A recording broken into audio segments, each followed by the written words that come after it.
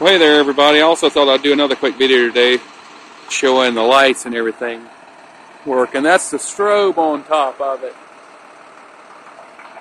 It's a beacon type strobe and it's got a guard around it, if you can see that. It's about 3 or 4 foot from the roof line, which is a little too far up for NC spec. But because it's a big beacon strobe, I don't know. But here it is anyway. I don't have the hazard lights on. I should have turned them on, but I don't. I just have the reds.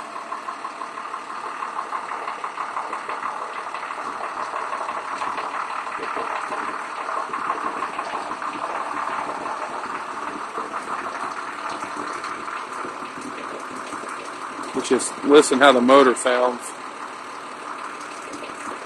Yeah. That's the only damage right there. I mean, other than some right there, I mean, yeah, that's just kind of mashed in. I mean, you can beat that out. So, yeah.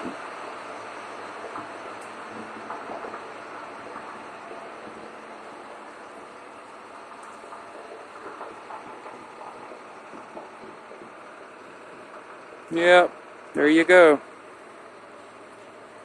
Everything works on it. There's a stop arm and everything. So yeah.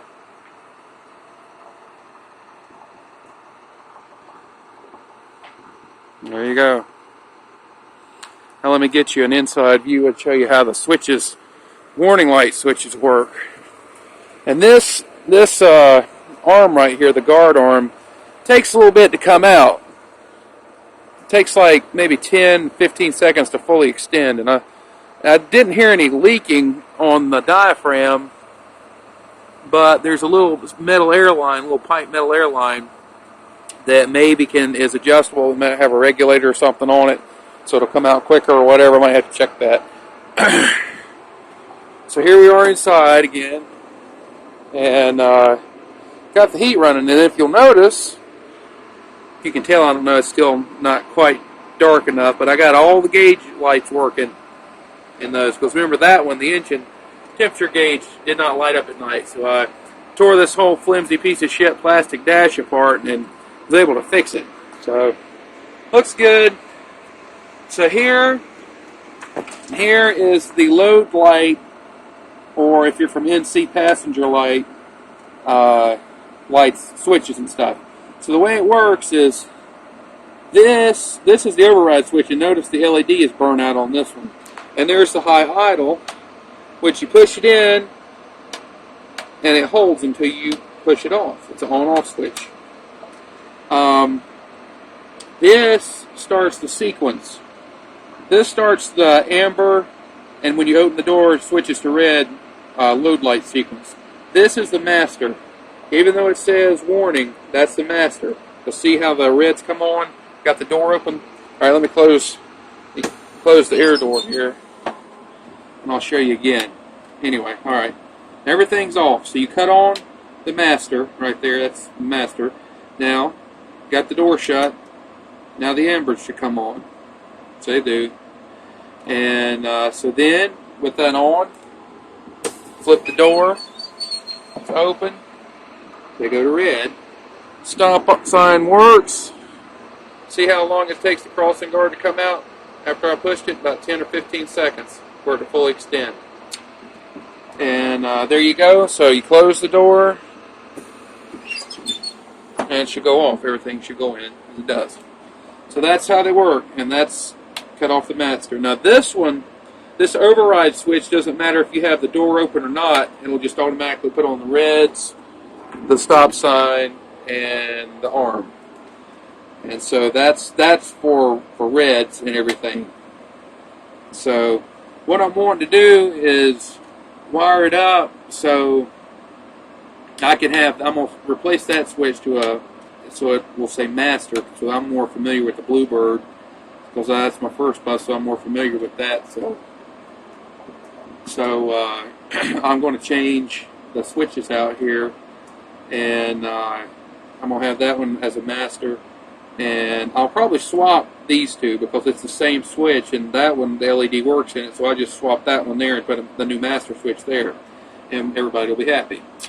And over here, now here's my array of other switches that do not work. I mean, they all work, but there's only, as you can see, one. Come on, focus now.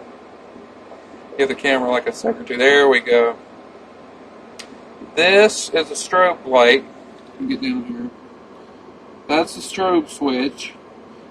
That LED inside there works. That's the ID marker clearance light. That's the driver's dome.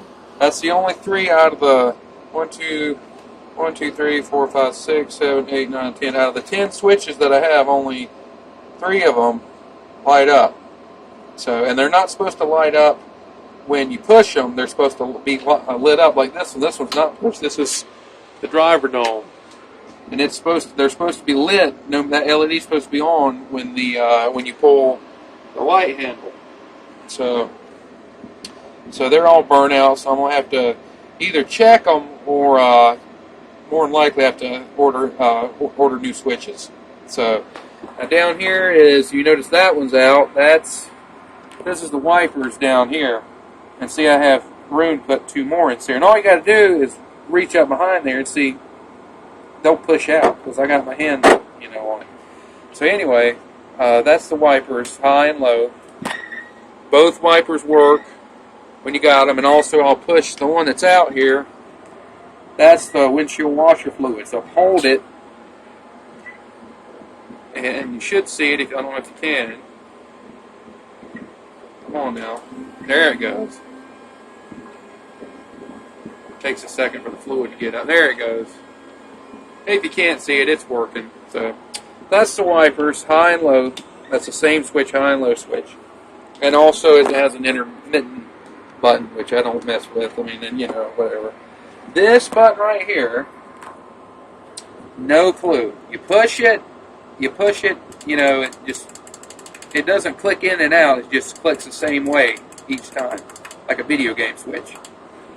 Don't know what it is. Might be a panic button. Now this is what nobody knows what the fuck is. And in the other video I also uploaded today, like I said, it's a Webasto. I'm thinking that's a W. Webasto, some sort of heater. And when you push the buttons here, let me turn on the dome light a little bit brighter. When you push the buttons, that heater button, see, it lights up like it's doing something, but it doesn't do nothing. So I don't know. And see, it's got time on it. And see how it has the day or whatever. I don't know what the hell the thing is. But yeah, but that's in here. I don't know. Like I said, I don't know what the hell it is. I don't mess with it. But let me show you. Go outside here since showed you all the switches in here now. Let me show you out here that pump thing that nobody knows about. I think I showed it on an earlier video, but I'll just put it in this one too. That thing. What the hell is that? It has an exhaust pipe that goes right under there to there.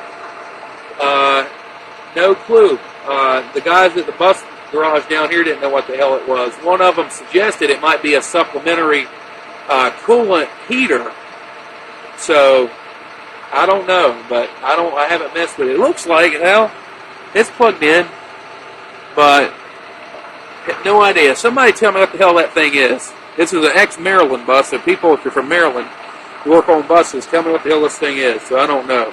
Because if I don't need it, I'm going to end up taking it out just because I don't want it. And hell, if it's worth something, I'll sell it. So there you go. Yep. And back here, this is a battery box. And there's my wire. There's my wire right there.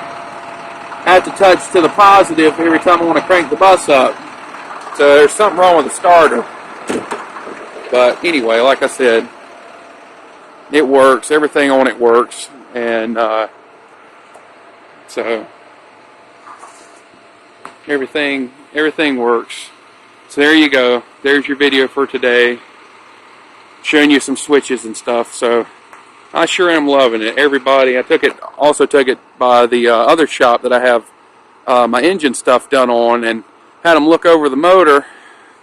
Said it was a little oily, but they said it looked good. And usually they're kind of negative about stuff. Oh, well, you need one of these, or your hose is bad. But they actually said everything was good on this one. So excellent buy for $3,000. Excellent buy.